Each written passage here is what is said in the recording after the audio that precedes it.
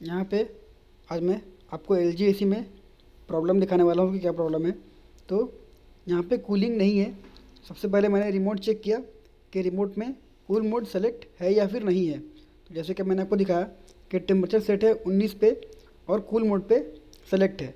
अभी ये indoor running है और उसमें जो सेकंड लाइट है जो नीचे में जल रहा है वो ब्लिंक, वो जो लाइट जल रहा है वो है आउटडोर के पावर सप्लाई के लिए। मतलब कि जब पावर सप्लाई आउटडोर पे चला जाएगा तो वो जो लाइट है वो लाइट ऑन हो जाएगा। तो अभी मैं चेक करता हूँ कि इसका जो सेंसर है, टेम्परेचर सेंसर और जो रिले है वो सही तरीके से वर्क कर रहा है या नहीं कर रहा है। अभी मैं टेम्परेचर को 30 कर दिया हूँ यहाँ पे। तो जो आउटडोर का जो लाइट है देखिए वो बंद हो गया। तो जिससे कि हमें ये समझ में आता है कि जो टेम्परेचर सेंसर है, देखिए यहाँ पे 30 टेम्परेचर है, जो टेम्परेचर सेंसर है वो सही तरीके से वर्क कर रहा है और रिले भी सही तरीके से वर्क कर रहा है। मतलब कि जब रूम का जो टेम्परेचर है वो उस टेम्परेचर सेट टेम्परेचर पे आ जाएगा तो जो कंप्रेसर है वो ऑटोमेटिक बंद हो जाएगा। अभी मैं यहाँ पे टेम्परेचर को फिर से रिड्यूस कर दिया हूँ। अभी ये 18 पे सेट है।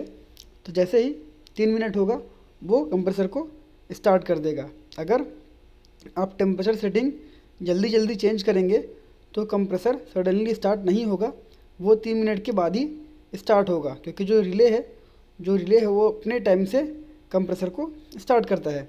आप कभी भी टेम्परेचर को चेंज करेंगे तो जो रिले है वो कंप्रेसर को 3 मिनट के बाद ही स्टार्ट करेगा।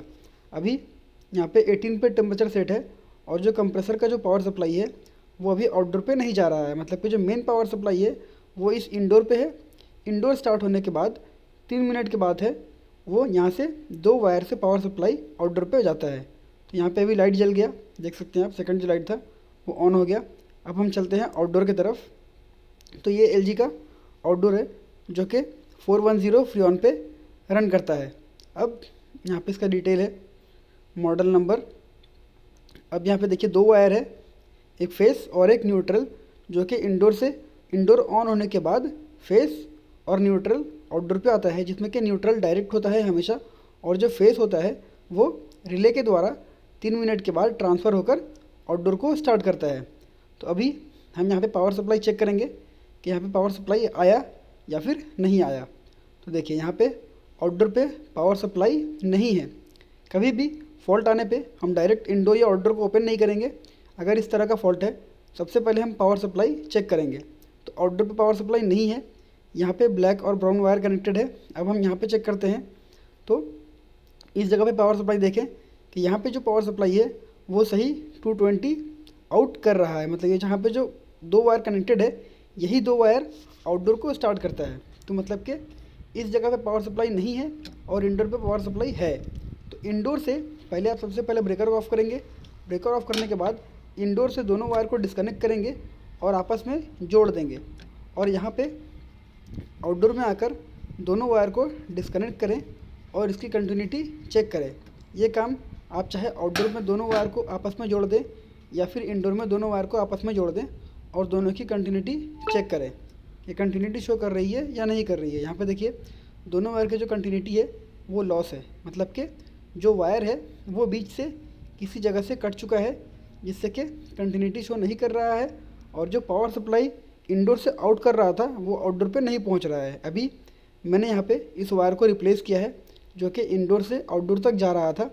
वायर रिप्लेस करने के बाद अब हम चेक करते हैं कि जो कंप्रेसर है वो रन करता है या नहीं करता है। अगर इस तरह का कभी भी फॉल्ट हो सबसे पहले रिमोट चेक करें कूल मोड पे सेलेक्ट है या नहीं है। दूसरी चीज़, पावर सप्लाई आउटडोर पे मिल रहा है या नहीं मिल रहा है। अगर आउटडोर रन नहीं है तो हम डायरेक्ट कंप्रेसर या कंडेंसर मोटर को चेक नहीं करेंगे, सबसे पहले हम चेक करेंगे पावर सप्लाई। अब इंडोर ऑन होने के बाद आउटडोर आप देख सकते हैं जो आउटडोर है ये भी चालू हो चुका है और जो सिस्टम है वो कूलिंग करना शुरू कर दिया है।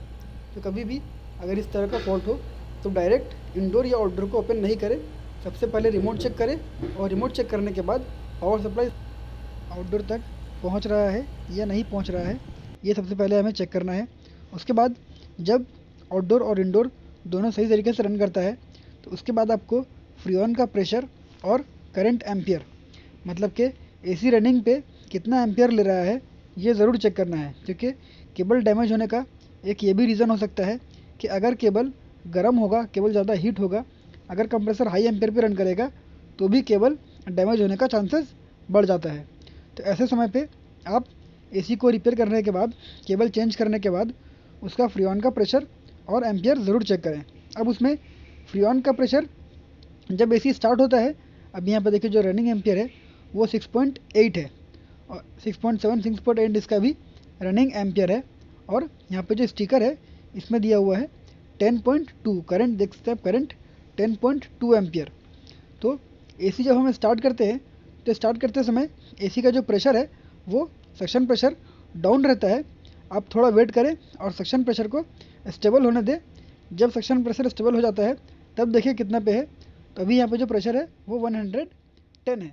Thank you.